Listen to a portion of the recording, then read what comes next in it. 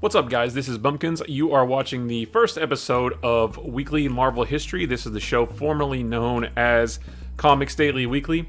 So, if you don't know, for the last 24 weeks, because I've been doing this is the 25th episode. So, for the last 24 weeks, I have been doing a live stream every Sunday or Monday night where I go over the Marvel comics that came out in the Silver Age. So basically, I run two different accounts. These are new accounts, or newly named accounts. And for the last several months, I've been reading one Marvel comic every single day from the Silver Age, and I've been tweeting, posting on Instagram about it on the old versions of these accounts. And one a day, and then at the end of the week, I was doing a live stream going through each of those episodes and talking about them. It was called Comics Daily Weekly, was the show. Over the weekend, actually just yesterday on January 31st, I made a change to those accounts. So now, on Twitter, you've got at History of Marvel, and on Instagram, it's History of Marvel Comics. But it's the same idea. Basically, what I'm doing is reading one or two, or sometimes three, Marvel comics from the Silver Age every single day, posting about them on these accounts. And then, in place of the live stream, I'm actually just doing a pre-recorded show now, where I'm going to go through each one of these and just to chat about them, just to fill you in a little bit more about these.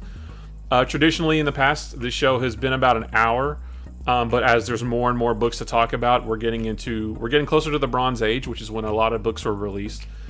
There's more to talk about, so I'm actually going to try to not get so deep in the weeds on each one of these books. Just give you an overview of what the books were about, let you know if any milestones happen, first appearances, new creative teams, that kind of thing. And we do have one of those this week, so this is a good time to be doing that. But I'm doing it all pre-recorded, just as a way. It frees up my schedule a little bit to be able to do it, not on such a live stream schedule. But yeah, so while this is the first episode of Weekly Marvel History, I'm continuing the numbering from Comics Daily Weekly. So this is actually episode number 25. So very similar to how we were reading Tales of Suspense. It ended with number 99, but then it changed titles to just Captain America, but continued the numbering. We're doing the exact same thing here. So this is Weekly Marvel History number 25.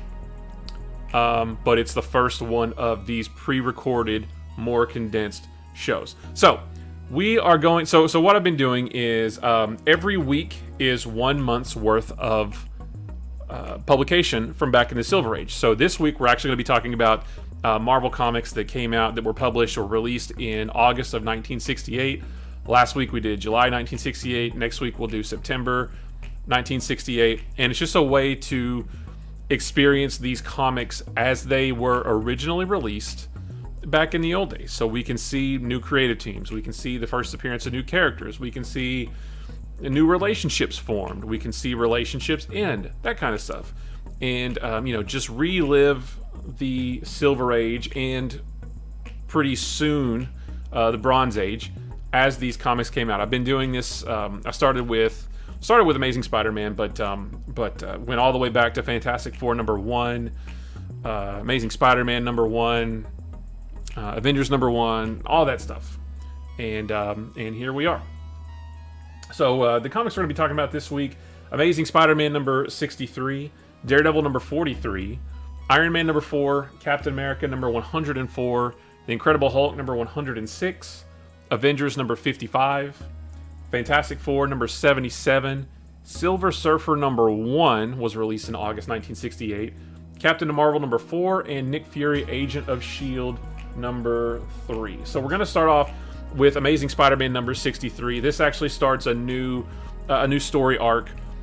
Two Vultures. We got two Vultures. Adrian Toomes, who the original Vulture, who at this point we still have never heard him referred to as Adrian Toomes. Well, he's back. It was believed. I don't know if we were supposed to have believed it back in the day, but he was believed to have passed away in prison. That was not the case. I don't know if, like I said, I don't know if they originally intended for him to die off and then they decided against it, or if this was always the plan. But Adrian Toomes is back. and he he wants his title as the Vulture back. That's a pretty cool shot right there. But so he goes after Blackie. I can't remember his last name, but the guy who took over for him as the Vulture. And most of this issue is them fighting over who's going to be the Vulture. As he's wont to do, Spider-Man hurts his arm again. He actually just got over an arm injury not too long ago, and now it's happened again because it's raining and his web can't stick to the buildings, right? So basically, this whole issue is about Spider-Man having to contend with two different Vultures with a hurt arm. He's still also going through the ordeal with Gwen Stacy, where she thought he attacked her dad, Captain Stacy, and she thought that he turned Captain Stacy in. He took photos of a brainwashed Captain Stacy breaking into the police station, stealing files for the Kingpin. So Gwen is still upset with Peter over all of that, so he's still having to deal with that as well. We also get a little taste of Norman Osborn is slowly but surely getting his memories of his time as the Green Goblin back. He doesn't quite understand it yet, so he sees things like this right here where he can see images, but he doesn't know why. So he still doesn't quite remember that he's the Green Goblin. He knows that Spider-Man was unmasked at some point. He can't see who was under the mask, but those memories are slowly but surely resurfacing. We're getting a little bit of that in the last several issues, and it's going to keep going, I think, until probably another couple weeks, when Spectacular Spider-Man #2, the magazine #2, comes out in November, which means we'll read it here in a couple weeks, 2 or 3 weeks. But as you can see, the rest of this is just two Vultures fighting, and in the end, the original Vulture, Adrian Toomes, comes out on top, and it ends with a cliffhanger. The original Vulture coming at Spider-Man. Again, he's got the hurt arm. I think it's his right arm. And how does he deal with that? So this was a pretty fun issue. But the Vulture I can only tolerate in in small doses. So having two of them wasn't super great, but everything's getting back to normal now. So we're going to move on to Daredevil number 43. This one was pretty cool. The whole premise of this issue is that Daredevil, in his pursuit of... Wait a minute. The Marvel app isn't loading. I'll go ahead and tell you. The premise of this is while Daredevil is chasing down a crook who stole some kind of radioactive isotope. He is able to thwart the crook who stole it, but he comes into contact with that radioactive isotope, which he pontificates that it sort of reacted with his own senses in some way. So right here is the panel where it kind of happens. That's how I lost my sight, and the accident must have made me hypersensitive to radiation. I feel strange, different. So this radiation that he came into contact with, that this crook was trying to steal, it sort of affects his personality. So at the same time, Captain America is doing some kind of charity wrestling event nearby, where he will take on all comers for charity. Daredevil, like I said, his personality has been affected by this radioactive isotope. It almost like it removes his inhibitions a little bit, and he's not himself. And as you can see, he thinks that he thinks that this would be a good time to go prove himself against Captain America. And the whole rest of this issue is them fighting. And it's super cool. I've always thought that interactions between, or any time that Daredevil and Captain America sort of interacted with each other, I always thought that would be really cool. They don't meet up that often in the books, but we get a whole issue of just the two of them fighting. This guy looks familiar right here. Kid with a camera. Pretty sure we know who that is. And we don't really get a true winner because towards the end of the fight, Daredevil sort of starts to come to his senses, and he just decides that he would rather run away than to try to explain what happened, which doesn't really make any sense. But Cap gives him a pass anyway. Cap kind of realizes that Daredevil wouldn't really do this of his own volition, so something must be affecting him. So it's just a cool issue, mostly about Captain America and Daredevil fighting. As Marvel loves having their heroes fight, and we don't really get a winner. In my opinion, Captain America would beat Daredevil in a straight up fight where there has to be a winner, but we don't really get that here. But it was really cool. I liked seeing these two go at it. So over in Iron Man number 4, the Unicorn is back. This guy right here, a little bit silly. He's got a helmet with a beam that comes out of his head, but he's back. The beginning of this issue is all about Tony turning Happy back into Happy. He was the Freak. He got changed into the Freak last issue. Tony was able to fix him this issue. Meanwhile, the Unicorn is back. He has his powers amplified, or his powers come from his helmet actually, but he gets this infusion. You know what? I'm wearing a DC hoodie while talking about Marvel Comics.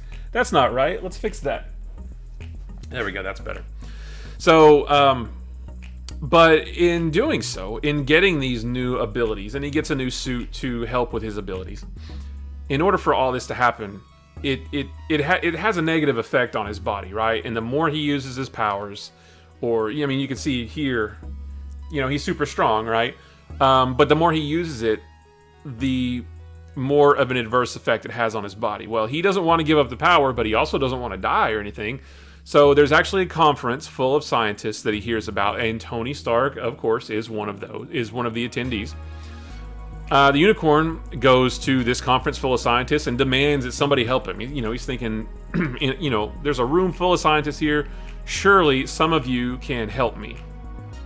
Well, as you might guess, when he is in a room full of scientists, including Tony Stark's gonna grab his attaché case, put on his armor, and they're gonna throw down. And that's what the rest of this issue is. So this was a nice one and done issue. So the story does not continue into the next issue. The next issue, I posted about it today on February 1st on both of these accounts right here. And the next issue was actually really fun. I liked it a lot. So this was a nice one and done between Iron Man and the Unicorn. The Unicorn, who just recently appeared in the new Iron Man series by Christopher Cantwell and Cafu on art, which I'm having a blast reading that series. So it's kind of nice to see old school Unicorn and kind of how silly he is, and then Unicorn in modern day, and he's still kind of silly. Excuse me, but so yeah, one and done issue, Iron Man versus Unicorn, and Iron Man comes out in the end. Here he flies away. So we're going to move on to Captain America number 104. This is a continuation of last issue, where at the end of last issue, Red Skull manages to put what he calls nuclear tape on the back of Captain America's neck. And that doesn't brainwash him, but it does allow Red Skull to... He hits a device, and it sends, like, it drives Captain America crazy. Like, think really intense headaches. And Red Skull sends a message right here saying, here's what I did to you, nuclear tape. You basically have to be my slave, because if not, click, and you're going to be in immense pain. And if you try to remove it, an H-bomb is going to go off in the city. So he says that what I want you to do is I want you to come back to my island, and I want you to take on all these guys right here, all of my generals. And, all of these guys right here. Nice Kirby splash page. So he wants Cap to fight all of these guys to so that they can prove themselves, or so that Cap can prove himself. He just wants to make a show of it, basically. So, as you might have guessed, the rest of the issue is Captain America going back to Red Skull's island and taking on all those guys. And it was pretty cool. I mean, Cap, I love seeing Cap take on a room full of guys. And they're all different. Like, there's one guy in, like, some kind of high-tech wheelchair, I guess, and there's another guy with a whip, and there's a guy with a bionic arm, and all kinds of guys. And it's just basically just a big fight, a big throwdown. Look at this panel right here. That's pretty cool. Just Cap throwing down with a bunch of bad guys, a bunch of Red Skull's generals or goons or what have you. Shield comes in at the end and manages to to help Captain America. They basically commandeer the island, take over the island. They mop the floor with all of Red Skull's goons, his grunts. But Red Skull and all the generals do escape. Sharon Carter takes off the tape. And that's it. So this story does not continue into the next issue. We're done here. The next issue I will post about tomorrow. I read it today, and it's pretty decent too. But this was a fun one too. Captain America taking on a whole bunch of guys. That was really cool. So next up is Incredible Hulk number 106. This was pretty cool because this continues the story from last issue where the Hulk is taking on what is basically a radioactive Cro-Magnon man, if you will. He doesn't really have a name, or they do refer to him as something, but it's not like an official name. But this pink guy right here. And it's cool because last issue was really fun because it's a big slugfest between the Hulk and this guy, and they're just slugging it out. He sort of irradiates radiation, I guess, and he burns the Hulk when the Hulk tries to touch him. And so this is more of a slugfest. We get Bruce Banner for a little bit. He has this effect on Bruce Banner that sort of changes him back into, or he has this effect on the Hulk where he changes him back to Banner, but Banner changes back to the Hulk right here, and they go at it again, just fighting all over the city. But where it gets pretty interesting, and characters that I've never heard of before, and I don't think I think this guy showed up only like for maybe 3 issues over the course of the next several years. But it looks like S.H.I.E.L.D. is picking them both up in the S.H.I.E.L.D. helicarrier with this tractor beam. Well, it turns out it's actually more or less the Russian version of S.H.I.E.L.D. with this guy right here, kind of like the Russian version of Nick Fury. I mean, that's the best way I can think of to explain it. Colonel Brevlov is this guy's name. And they pick him up to sort of learn what makes both of these behemoths tick. Now, if you remember, actually a good way to think about this is the first Avengers movie from 2012, when the Hulk was in the S.H.I.E.L.D. helicarrier. He busted out, started destroying the place. Same thing happens here, and this Soviet S.H.I.E.L.D. helicarrier, if you will, if that's what you want to call it, he starts tearing that thing up too. And so these guys, they don't even really reveal the name of this organization, I don't think. So I just refer to it as like the Russian version of S.H.I.E.L.D. But they start tearing apart this helicarrier, and this guy, the bad guy, the Cro-Magnon man, he explodes. I mean, that's what happens. He explodes, which then right there blows up the helicarrier even more. The Hulk does manage to save Colonel Brevlov, and he lands in this small town, finds a small boy, jumps away with him. He doesn't hurt the boy, but right here, cliffhanger, Colonel Brevlov has the Hulk in his sights. And what's he going to do? Is he going to shoot him? Is he going to be successful? Spoiler alert, probably not, because the Hulk lives on for years. But this was pretty cool because it started as one thing. It started as a continuation of the fight between Hulk and the radioactive Cro-Magnon guy. But then it wound up with the Hulk being in the crosshairs and the clutches of this Soviet S.H.I.E.L.D. type organization. So I've been pleasantly surprised with these old Silver Age Hulk books. I didn't think I would like them so much, but so far I've been digging them. I like them. So then, so I need to find a sound effect because we get our major first appearance. So I guess if you were going to buy this would be a key. If you're going to try to buy, collect key comics.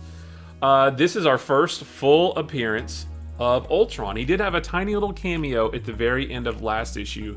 Just his face. They just referred to him as a robot. They didn't name him. This is the first full appearance of Ultron. So in the last issue, it looked like Jarvis had actually turned traitor or betrayed the Avengers. He went to the new Masters of Evil, which consists of Radioactive Man, the Melter, Whirlwind, and Claw. he went to them, Jarvis did, told them all about the Avengers' new security protocols that they put in Avengers Mansion. And the new Masters of Evil actually managed to defeat the Avengers. They've got them locked down here. But so all of last issue, and then this issue too, we see this guy, the Crimson Cowl, even though on this it looks pink, but it's supposed to be crimson, I guess. And it was supposedly revealed at the end of last issue that the Crimson Cowl is actually Jarvis. But it's weird because the Crimson Cowl was revealed to be a robot, which is Ultron. But then, almost immediately, at the end of last issue, oh no, it's Jarvis instead. This was just a robot the whole time. Well, in this issue, we learn that it actually wasn't Jarvis. It actually was the robot, and this robot was Ultron. So this is his first major appearance where he talks and, does something. Because again, last issue was just his head, and they didn't really name him, or he didn't really do anything. And then this next panel here is the first mention of Ultron 5. So Ultron's first appearance, and what's really cool is in Avengers Age of Ultron, not to relate everything, not to relate all of these to the movies, but in the Avengers Age of Ultron, when Quicksilver and Scarlet Witch go to Sokovia to meet Ultron for the first time, he's actually sort of draped in a tattered red cloak, and that's a callback to this. So Ultron's first appearance, the Avengers do manage to escape. Jarvis escapes too, manages to get help from the Black Knight, who goes to help the Avengers. But the Avengers do also escape. They do battle with the new Masters of Evil with the Black Knight's help. They're able to defeat half of them. Ultron and I believe it's Whirlwind. Wait, which one? Ultron and one of the other ones gets away. Whoops, and there we go. That was the end of that issue. I don't remember which one it was. Ultron and one of the other ones gets away. I think it's Whirlwind, maybe. But that was pretty cool. So the first appearance of Ultron right here. And in 2 more issues, we're going to get the first appearance of Vision. So we're right on that cusp of Ultron and Vision. Yellow Jacket's about to come in. We're about to get Cap back. I think Iron Man and Thor come back pretty soon too. So the Avengers, I say it every week, but the Avengers are really ramping up to start to getting into those real meaty stories. So over in Fantastic Four number 77, we get the conclusion of the story we've been reading for the last 2 or 3 weeks now about Galactus hungers and he wants to eat Earth, but he doesn't want to because he made a promise that he wouldn't. Galactus is a pretty honorable dude, I guess. So he wants he banished the Silver Surfer to Earth, like back in issue 50 or 51, and but now he wants to find a planet to eat. So he needs the Silver Surfer to go find him one, right? But the Silver Surfer doesn't want to be found. And there was the whole fight, if you go back to the Comics Daily Weekly episodes from a couple weeks back, there was the whole fight with the Fantastic Four and Galactus' Punisher robot, not Frank Castle Punisher. But, and then they have to go on a search for the Silver Surfer while also trying to fend off Galactus. They find last issue that the Silver Surfer traveled to the Microverse, so they followed him into the Microverse. Who lives in the Microverse? Psycho Man from we first saw him in Fantastic Four Annual number 5. So at the end of last issue, Silver Surfer decides, okay, I'm going to go back to the surface world, and I'm going to go back to Galactus. I'm going to find him a world so that he leaves Earth alone. But Reed says, hey, while we're here in the Microverse, let's take down Psycho Man. So that is a lot of... So this issue, you get 2 stories, basically. You do get the Fantastic Four facing off against Psycho Man, and you get all these. So this all of these scenes you see here, these are actually in the Microverse, and then you also get the Silver Surfer going back to Galactus. It was some awesome Kirby art on these pages, lots of Kirby crackle, and Silver Surfer does manage to find not a planet, but I think like a meteor that went supernova or something like that. He does find Galactus something to eat, so Galactus can fill his belly, and the Fantastic Four spend the rest of the issue fighting Psycho Man. They do manage to defeat him. They do come back to the surface world. Here is Silver Surfer finding...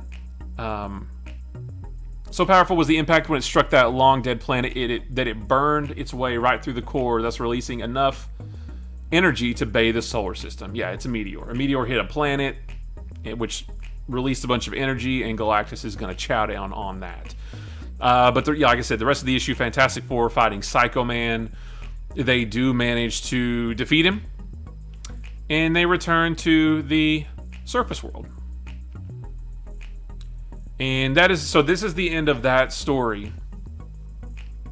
And the next issue, I think, is going to delve into another story of the Thing becoming Ben Grimm, and how does that happen, and what does he want to do, and all that tired stuff. So, but yeah, so this has been going on for maybe 3 or 4 issues, and it was a pretty decent ending. I really like how this storyline started at a very large macro level with Galactus, big giant Galactus in space, threatening Earth, and it wound up with the Fantastic Four down here in the microverse fighting a different microscopic villain. So they started with a giant villain and they ended with a microscopic villain. I thought that was pretty clever, and I don't know if that was the intention or if that's just how it played out, but I thought that was pretty cool. So again, I just thought this was a good week to make this change from Comics Daily Weekly to Weekly Marvel History, because we get the first appearance of Ultron. It's right at the 6-month anniversary of how long I've been doing this type of show, and first issue of Silver Surfer. So if you care enough about comics, I guess, to watch a video like this, you probably know the Silver Surfer's origin. You know that he's actually a guy named Norrin Rad from a planet named Zen-La. Galactus showed up. He was going to feast on their planet. Norrin Rad made a deal that said, I will be your herald if you spare my planet. That's the 5-cent version of Silver Surfer's origin, and that is what this whole issue is. So there's not a lot of like forward driving story in this. Because if you think about it, Silver Surfer is only, up to this point, popped up in Fantastic Four. And we don't know his origin. We never, or if we were reading this in the 60s, we have no idea where he comes from.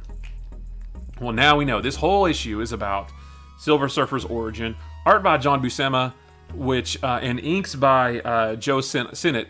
So I don't know. This John Buscema art looks better than what we get over in Avengers. And I don't know if Joe Sinnott inked him over in Avengers or not. But this Silver Surfer looks really good. But yeah, so we're just going to page through this real fast because, like I said, this is just the origin of Silver Surfer. So you're going to see a lot of Norrin Rad, this bald guy right here, just talking about his planet. He's wanting to learn the history of the planet. He kind of thinks, he's sort of wondering what his place is in the universe.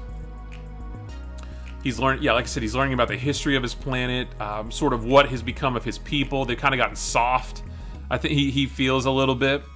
And then just kind of goes through the whole thing. He flashes back to his time on Earth. It sort of flashes back to a Hulk story from Tales to Astonish number 93 and a Fantastic Four story from FF number 57.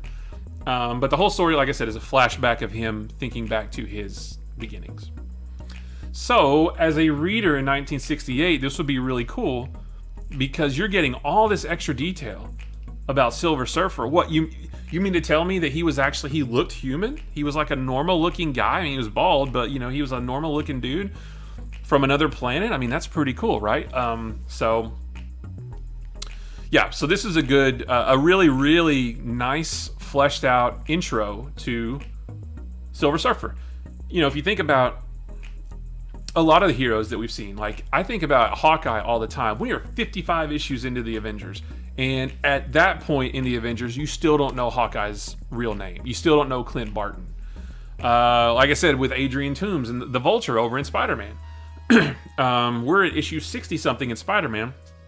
Not that the Vulture has popped up that much, but we still haven't heard his name either. So they were, we get the origins of the major heroes, Spider-Man, Fantastic Four, Iron Man, Captain America. We get the origins of those guys, but then there's so many we've been introduced to so many new characters that we just don't get any exposition on. They just show up and we just have to take them for granted. Well, this is a whole entire issue about the origin of this new character that we met in Fantastic Four number 49 or 48 or 50, 48 or 49, I don't remember. So yeah, well done with this. Now this start, look at that. John Buscema, Kirby Crackle, Galactus, that was pretty cool. I like that page. So this book started being bi-monthly, meaning every other month, which means I won't be reading Silver Surfer number 2 this week. I'll be reading it next week, talking about it on this show the following Monday. So, but it does eventually go monthly after several issues. Here's where it reborn. So here's where he becomes a Silver Surfer. Nice splash page there too. I really like that. Here's where he gets his board, and he knows what he has to do. He has to go search the cosmos for planets for his boss to eat, and that's it. So nice, really, really nice fleshed out introduction to the Silver Surfer. So we're going to move on to Captain Marvel number 4, and I was really nervous about this one because this one features Namor the Submariner. And you guys, if you guys have seen any of, following me on these accounts or watching any of these past shows, I don't like the Silver Surfer. I'm sorry, I don't like the Submariner. I don't like Namor the Submariner. I think he's arrogant. However, and I'm not reading the Namor title because, again, I don't like Namor. I think Namor is on issue 4 as well up to this point. It's either 3, 4, or 5. I think it's 4. Yeah, 4, because he's in line with Iron Man. So I guess he's over in that title. He's starting to have a little change of heart. He's starting to realize. I think he was exiled from Atlantis, but I'm not real sure because, again, I'm not reading it. But it does make mention in this issue about Namor is basically wanting to turn over a new leaf. He's wanting to sort of make peace with the humans, with the surface dwellers. And in this issue, when we see him, he's actually in search of Reed Richards because he needs Reed's help tracking down whoever it is he's tracking down. Meanwhile, these scientists are working on they are testing deadly bacteria, and they want to shoot these things up into space, and they want to test the effects of cosmic rays on this deadly bacteria, which sounds like a horrible idea. Nothing could go wrong with that, right? They strap this deadly bacteria to a rocket. They launch the rocket up into the air. It's going to go into space. Unbeknownst to them, Yon-Rogg, who is Captain Marvel's commanding officer, I guess, he flips a switch that actually makes the missile crash back down to Earth. And that's not good, because it has deadly bacteria in it, and it gets launched into the ocean.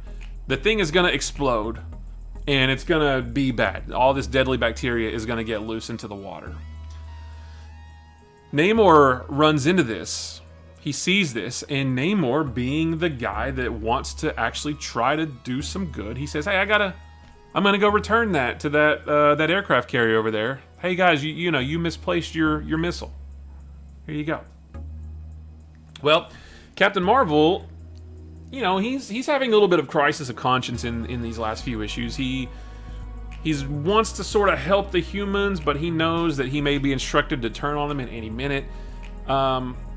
And he gets orders from Yon-Rogg to say, leave it. That missile, it's going to explode. It's going to hurt the humans, which is what we want. Leave it. Don't let anything get in the way of it exploding. So as you might guess, this causes Namor and Captain Marvel to come to blows. Right there. And so, in a way, Captain Marvel's kind of the bad guy in this issue, right? Because he's trying to prevent Namor from retrieving this missile with deadly bacteria in it. He eventually gets he's able to get Namor out of the water, tells him, "Hey man, I'm just putting on a show. I don't want to get in trouble with my boss. I need to make this look real, like I'm really trying to stop you, but really I don't want this thing to blow up. Help me out here." They are able to get the missile back to where it needs to go, Namor goes one way, Captain Marvel goes the other. So thank goodness that this was a one and done with Namor, because I was really nervous. I was like, oh, I don't want Namor to be hanging out in this book for a long time. But thankfully he doesn't. So this one was okay. This one could have been worse for having Namor in it. And then we're going to wrap up the show with Nick Fury, Agent of S.H.I.E.L.D. number 3. This one was weird, guys. This one, Nick Fury is let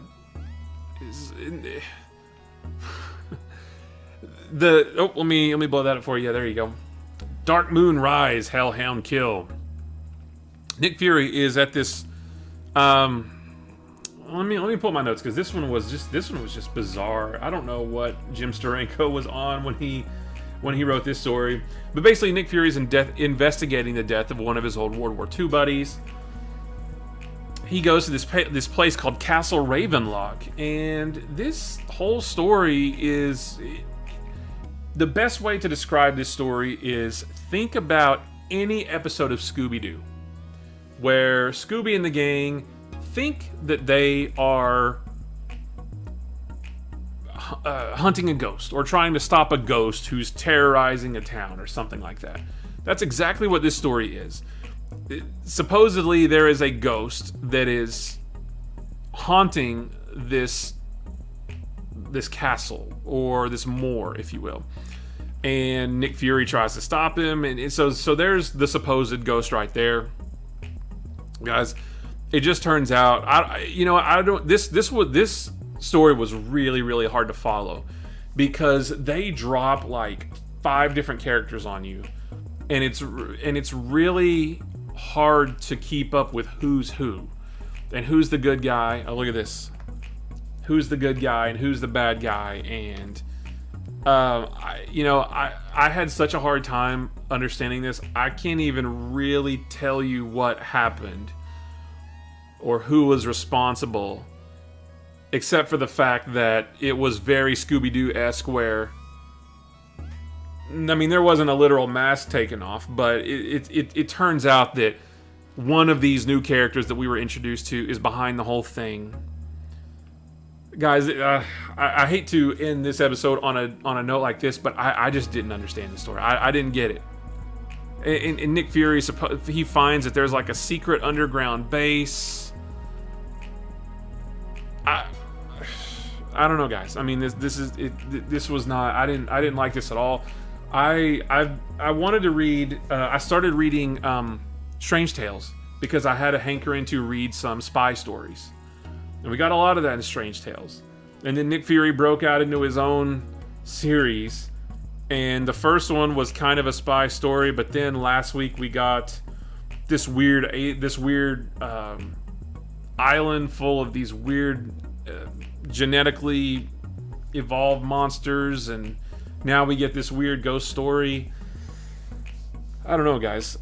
This is weird. So Jim Steranko wrote this one. I don't think he writes number 4, which is I'll be reading this week, but he is back on number 5, which is next week, and then he's off the book after that. So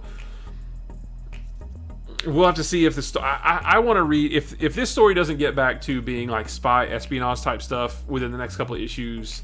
I'm gonna drop it from my digital pull list. So sorry that I couldn't be more descriptive on that one, but this was weird. So guys, that is it for this episode of Weekly Marvel History. I appreciate you guys watching. I know the format was a little bit shaky. I'm at 38 minutes now. I want to get through these things quicker, so I just get real wordy because I love comic books so much. I could talk about them all the time. So I'm going to try to make these even shorter. But if you want to keep up with me as I'm reading these every day, you can follow me on History of Marvel on Twitter, or at History of Marvel Comics on Instagram. I had to put comics on the end of that because somebody already had History of Marvel. So History of Marvel on Twitter, History of Marvel Comics on Instagram. I post synopsis of each issue, screenshots, shots of different panels, things I'm noticing, weird little quirky things, first appearances, that kind of stuff. So I post either 1 or 2 every day. I'm reading, I think, 9 different titles right now, or 10, depending on what comes out in a given month or week. So there's sometimes multiple issues in a day. But guys, I appreciate you watching. If you like this video or any of the other videos on my channel, maybe hit the subscribe button. If you like this video, give it a thumbs up. If you didn't like this video, give it a sarcastic thumbs up. If nothing else, leave me a comment below. Let me know what you're reading. Are you reading any of the Silver Age books? Are you as excited as I am for the Bronze Age that we'll be getting to around May? Just let me know what you're reading. I love comics. I can talk about it with a room full of people or just to a camera. So guys, I appreciate you watching, and I will see you in the next one. Bye-bye.